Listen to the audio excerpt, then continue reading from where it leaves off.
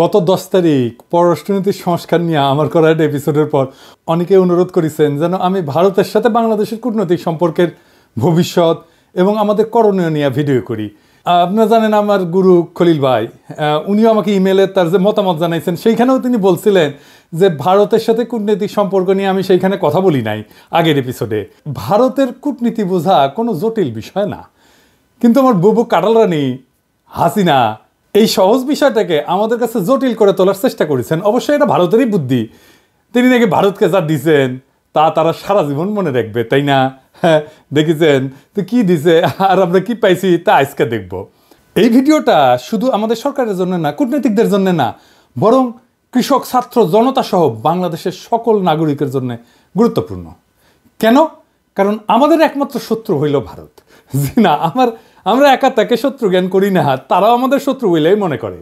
এই শত্রু খেলা তারাই শুরু করেছে, আমরা শুরু করি নাই। এটা আমার অনুমান না, আজকে প্রমাণ করব এবং সবাইরে জানাবো প্রমাণ সহকারে।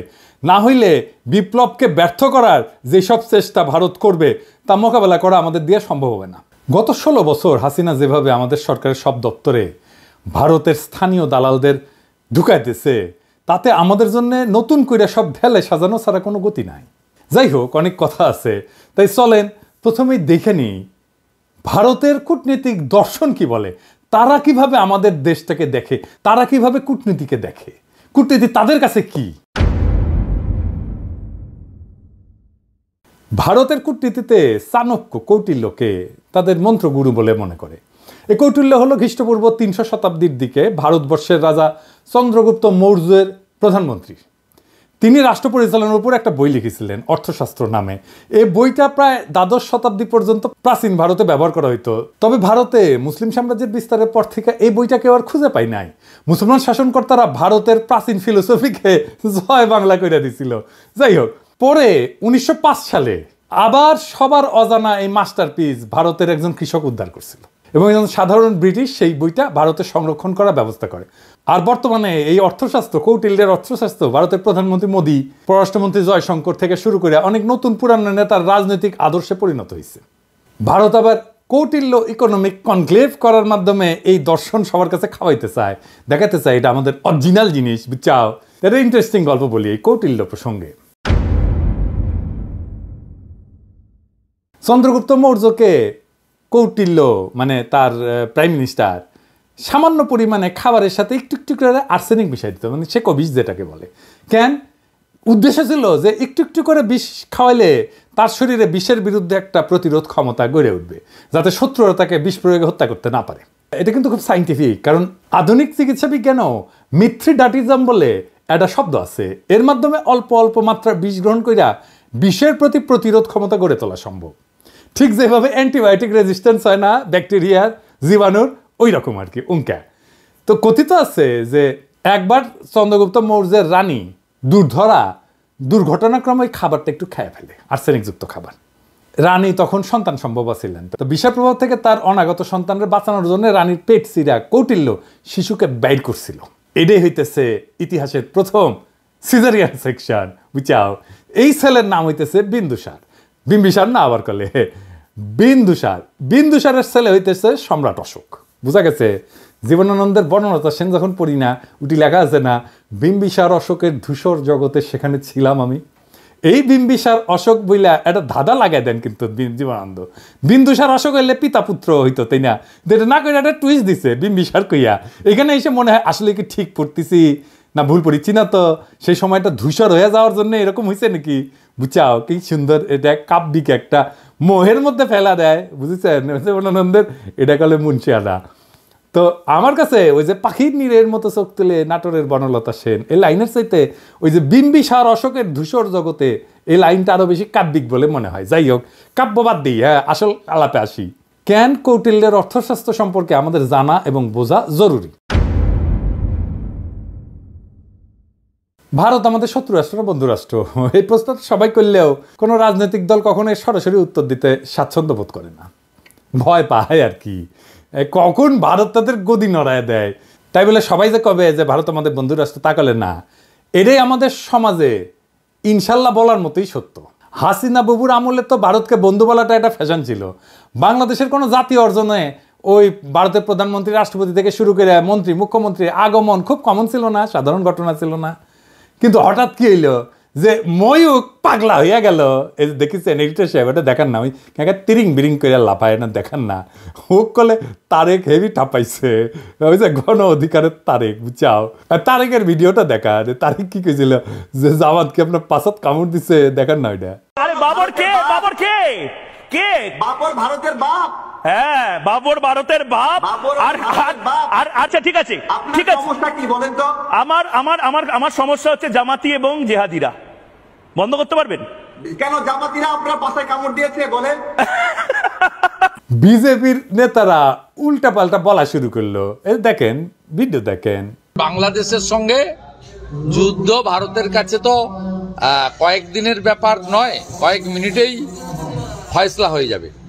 তা আমরা বড় ভাই হিসেবে চিমটি কাটছে, আঁচড় কাটছে, সহ্য করছি, তো বেড়া আমরা দেবই। বাংলাদেশের সীমান্তে কাঁটাতারের বেড়া বসানোর দরকার হইল, দেখেছেন? আরো কত কি। আসলে বাংলাদেশের সাথে ভারতের কোনো বন্ধুত্ব সম্পর্ক নাই, কখনো ছিল না।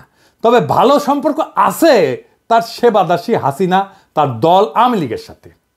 আমাদের পররাষ্ট্র মন্ত্রণালয়ে যারা ভারতে কাজ করেছেন তারা সবাই জানেন যে ভারত আমাদের কতটা নিচু চোখে দেখে। যারা ঘুরতে গেছেন, চিকিৎসা নিতে গেছেন, তারা জানেন যে মুম্বাইতে তো বাংলাদেশের পাসপোর্টধারীদের তারা হোটেলে বুকিং পর্যন্ত দেয় না, দেখেছেন? হাসিনার আমলেও ভারত শুধু আমাদের থেকে সুবিধাই নিছে, কিচ্ছু দেয় নাই। ট্রানজিট নিছে, চট্টগ্রাম পোর্ট দিয়ে মালামাল পরিবহনের অনুমতি নিছে, বাংলাদেশকে ভারতের মনোপলিতে পরিণত করেছে, আমাদের সরকারি প্রতিষ্ঠানগুলোকে শেষ করে দিছে। বিনিময়ে আমরা কি ওই মুজিবের আমলে স্বাক্ষর করা ফারাক্কার ন্যায্য পানির হিস্সা পাইছি? পাই নাই। আমরা কি হাসিনার আমলের তিস্তা চুক্তি দিয়ে পানির ন্যায্য হিস্সা পাইছি? পাই নাই। তার কারণ কি? কারণটা হইতেছে কৌটিল্যের একটা থিওরি আছে, mandala theory. Mandala Nelson Mandela না, মান্ডালা মন্ডো থিওরি আর কি। তার মানে কোনো রাজার পাশের রাজ্য তার বন্ধু না, পাশের রাজ্য হইল তার বন্ধু, বুঝছাও? চলেন একবার ম্যাপ দেখে আসি। ভারতের আশেপাশে যত রাষ্ট্র আছে তার মধ্যে একমাত্র বাংলাদেশের সাথে তার কথিত বন্ধুত্ব ছিল, মানে একমাত্র সেবাদেশী হাসিনার মাধ্যমে সে বন্ধুত্ব ছিল। কিন্তু পাকিস্তান, নেপাল, ভুটান, শ্রীলঙ্কা, মালদ্বীপ, এমনকি মিয়ানমারের সাথে ভারতের অত ভালো সম্পর্ক না, তাই না? বন্ধুত্ব নয়। বাংলাদেশে ভারত প্রভু তার সেবাদাসী হাসিনাকে একটা চুষনি দিয়ে বুঝ দিছে, ওই যে তো বন্ধু। এটাও আসলে একটা কৌটিল্য মতে ভারতের পররাষ্ট্রনীতির একটা অংশ কলে। এটা আমরা দেখবনি। হাসিনা ফাসিনা কিছু না, এটা বোঝার জন্য চলেন দেখি কৌটিল্যের পররাষ্ট্রনীতিতে কি লেখা আছে। কৌটিল্যের পররাষ্ট্রনীতিকে বলে 6-fold পলিসি, মানে 6 স্তরের পলিসি। এটা একটা সংস্কৃত খটোমটো বাংলা আছে, ষটগুণ্য সিদ্ধান্ত। যাই হোক, আমি ইংলিশটাই কব, কারণ ইংলিশে কইলে তো ঠিকই কইছি, তাই না? তো যাই হোক, এই 6-fold পলিসি অনুযায়ী পররাষ্ট্রনীতি 6 ভাবে পরিচালনা করা যায়, 6 ভাবে, বুঝছাও? কি কি? শান্তি, যুদ্ধ, নিরপেক্ষতা, আগ্রাসন, জোট এবং দ্বৈত নীতি। হ্যাঁ, বুঝছাও? 6টা। তো প্রথম আলাপ হইতেছে শান্তি নিয়ে, মানে কৌটিল্যের শান্তি নীতি কি কূটনীতিতে। কৌটিল্য কয় যে একজন রাজা তখনই শান্তি স্থাপন করবে যখন সে দেখবে যে শত্রু রাজা তার ক্ষতি করার সামর্থ্য রাখে। তার মানে হইলো দৌড়ের উপরে রাখতে পারলে ভারত শান্তির কথা বলবে, বুঝছাও? 2001 সালে রৌমারিতে সীমান্তে আমাদের তৎকালীন বিডিআরের মাইরের কথা মনে আছে না? এডিটর সাহেব মাইর হবে, মাইরের সাউন্ড হবে। কেমনে তাদের বিএসএফকে আমাদের বিডিআর জওয়ানেরা দৌড়ের উপরে রাখিছিল, মনে আছে না? হ্যাঁ, তো তখন ভারতের অনেক সৈন্য মারা গেলেও ভারত কিন্তু আমাদের সাথে শান্তি স্থাপন করেছিল, কারণ তারা বুঝেছিল যে বাংলাদেশ তাদের দৌড়ের উপরে, দাবরানির উপরে রাখতে পারে। তাইলে ইন্ডিয়ার সাথে শান্তি স্থাপনের একমাত্র পথ হইতেছে, একমাত্র রাস্তা হইতেছে ওরা দাবরানির উপরে রাখা। আর একটা উদাহরণ দিই। 1962 সালে ইন্দো-চীন যুদ্ধে চীনা সেনারা ভারতের সেনাদের নাকানি জমিতে খাইছিল, একটা অংশ দখল করে নিয়েছিল। ভারত তখন দ্রুত নাকে খত দিয়া চীনের সাথে শান্তি স্থাপন করেছিল, কারণ ভারত জানতো যে চীনকে আক্রমণ করলে তাদের খবর আছে, বুঝেছাও? তার মানে ওরা যত দাবরানির উপরে রাখবেন ও শান্তি শান্তি করে আপনার কাছে আসবে। 1 নাম্বার সূত্র কয়া দিলাম।